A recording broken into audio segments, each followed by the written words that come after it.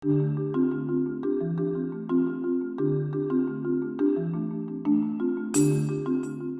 definitely become a more mature relationship. I mean, growing up, we used to joke around a lot. We still joke around a lot. I feel like we're definitely closer. I think we see each other more as rather than a father and a son. I think we're more man to man. Still father and son. That's always in your heart, but the respect and that we give for each other, and I think we're more even keel now.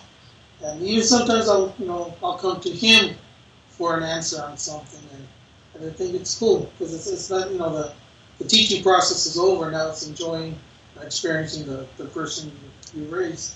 I have a bachelor's, I have 2 master's degrees, and I have a PhD.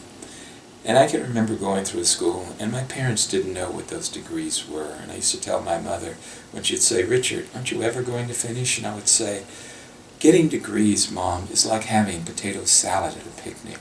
You can't have too much." My dad, when he hears college, all he thinks about is like business majors and engineering majors and things where you can make money. Like it's definite that you're going to go on to a career of a lot of money. And so every time I told him about an interest I had, it was the next question was, how much money can you make doing that? I think the biggest struggle with me and my parents is they understand the work that goes into it, but I don't think they really understand. Maybe because I make it sound easy for them because I don't want to worry them. The struggle I had with my parents was that they did not want me to join clubs or be involved with activities on campus. And what I had to do was sit down and tell them how important it was to me. And they finally realized that it was important for me to relieve my stress and do other things outside of studying. When he first started, we would send care packages like once a month.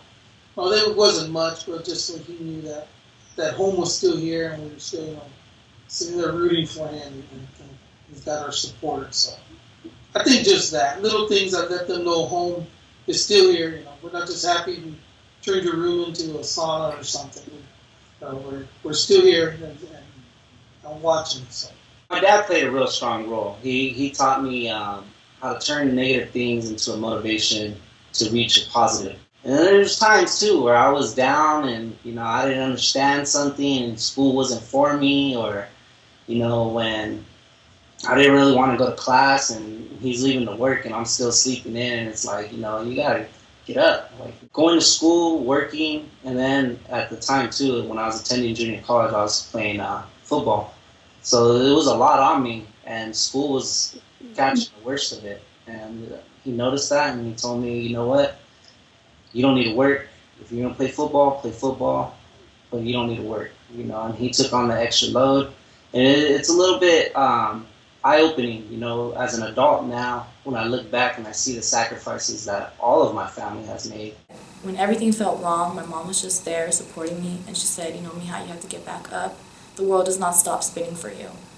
And so I remember, hearing that quote, and then I was just thinking, she's right. So I really relied on my mom's support and my brothers. I'm 1 out of 6.